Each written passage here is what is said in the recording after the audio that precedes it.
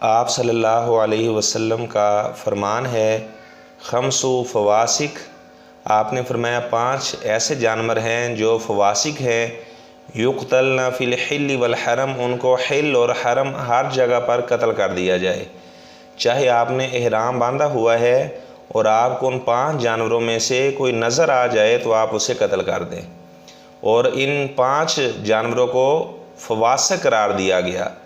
آپ صلی اللہ علیہ وسلم نے ان 5 جانوروں کے بارے میں بتایا، وہ کون کون سے 5 جانور ہیں؟ چیل، چوہا، کوا، کتا اور اس طرح بچھو، یعنی ان کو قتل کرنے کا حکم دیا گیا۔ جہاں پر یہ نظر آئیں آپ صلی اللہ علیہ وسلم نے فرمایا ان کو مار دو، یہ فواسق ہیں۔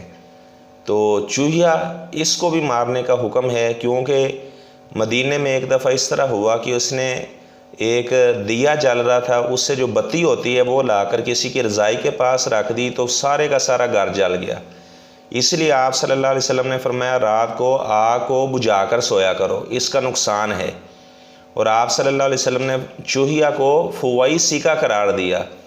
اب فاسق کسے کہا جاتا ہے؟ اپنا اس نے کوئی فائدہ نہیں کرنا اور دوسرے کا نقصان کر دینا ہے، یہ فاسق کی علامت ہے۔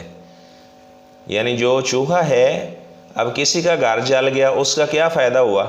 اپنا فائدہ نہیں کیا اور دوسرے کا نقصان کر دیا۔ تو ہر آدمی کو سوچنا چاہیے کیا وہ فاسق کی کیٹیگری میں تو نہیں آتا؟ بعض ایسے لوگ ہوتے ہیں اپنا فائدہ کوئی نہیں ہے لیکن اگلے کا نقصان کر دینا ہے۔ تو 5 جانور میں نے جن کا بتایا ہے ان کو قتل کرنے کا حکم دیا گیا۔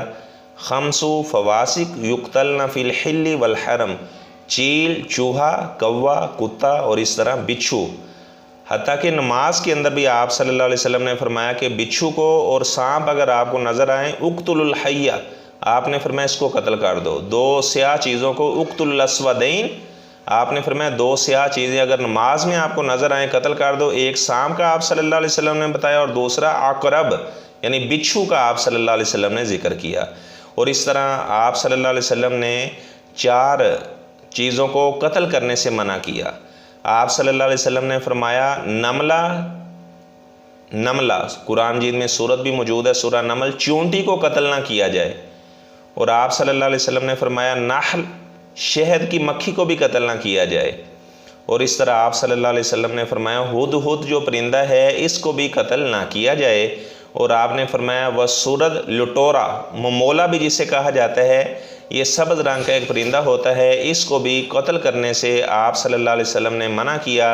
تو اللہ تعالی ہمیں آپ صلی اللہ علیہ وسلم کی تمام احادیث سمجھ کر عمل پیرا ہونے کی توفیق عطا فرمائے۔ ناظرین کرام، یہ کتنی پیاری پیاری باتیں میں آپ کے ساتھ شیئر کرتا ہوں۔ اس طرح کی مزید احادیث سننے کے لیے میرے ذہن میں یہ بھی ایک آئیڈیا ہے کہ انشاءاللہ پوری بخاری شریف اور مسلم شریف کی احادیث اسی طرح میں آپ کے ساتھ شیئر کروں گا۔ تو آپ میرا چینل بھی سبسکرائب کریں تاکہ میری تمام ویڈیوز سے آپ فائدہ حاصل کرتے رہیں۔ جزاکم اللہ احسن الجزاء فی الدنیا والآخرہ۔